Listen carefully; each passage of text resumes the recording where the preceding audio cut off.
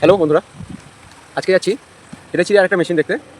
আগের দিন গেছিলাম আমরা, গিয়ে প্রথমে পিসিবিটা পুড়ে গেছিলো, পিসিবিটা চেঞ্জ করেছিলাম। তো পিসিবি চেঞ্জ করার পরে ফ্যান মোটর ঘুরে নিই, ফ্যান মোটরটাও চেঞ্জ করতে হয়েছিল। ফ্যান মোটর চেঞ্জ করার পরে আবার দেখতে পেলাম যে কম্প্রেসারটাও শর্ট হয়ে গেছে। ঠিক আছে, তো কম্প্রেসার তো ওইভাবে হবে না, ইনভার্টার মেশিন যেহেতু। তো কম্প্রেসারটাকে পেন্ডিং করেছিলাম অফিস থেকে, কম্প্রেসার এসছে আজকে।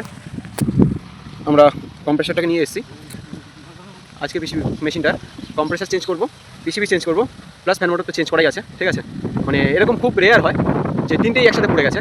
ঠিক আছে, inverter machine voltage up down করার কোনো এক কারণে হয়ে গেছে। ঠিক আছে, ওয়ারেন্টির মধ্যে আউট ওয়ারেন্টি হয়ে গেছে, কিন্তু কম্প্রেসারের ওয়ারেন্টি আছে। ঠিক আছে, তো চলো গিয়ে দেখছি কী করা যায়। এটা হচ্ছে আউটডোরটা, এরই কম্প্রেসার, পিসিবি, ফ্যান মোটর তো চেঞ্জ করাই আছে, চেঞ্জ হবে। এটা হচ্ছে পিসিবি, এটা হচ্ছে আমাদের helper, main technician, compressor, gas, vacuum.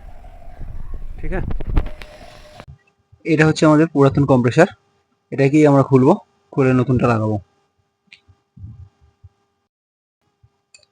পুরাতন কম্প্রেসার ঝালাই করা ছিল, ঝালাই খুলে ফেলেছি।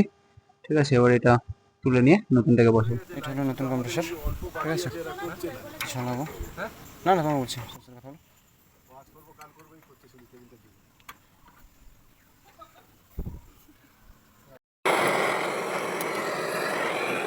এটা হচ্ছে আমাদের নিউ কম্প্রেসার।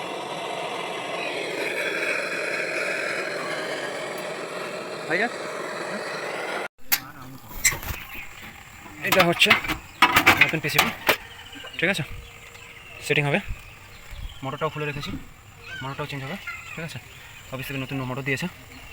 और ये होच्छे नया इलेक्ट्रिक सर्किट बॉक्स, इसको ही हम फिटिंग करेंगे। कंप्रेसर तो फिटिंग हो गया। ठीक है, वैक्यूम चल रहा है एक तरफ, देखो।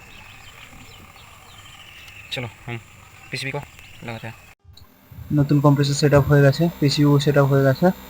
এবারে গ্যাস টাচ করে দিয়েছি। ঠিক আছে, মেশিন চালু অবস্থায় যেটুকু লাগবে ঠিক আছে, সেটা দিয়ে দেবো। আবার তো মনে হচ্ছে আর লাগবে না, কিন্তু জাস্ট দেখে নেবো।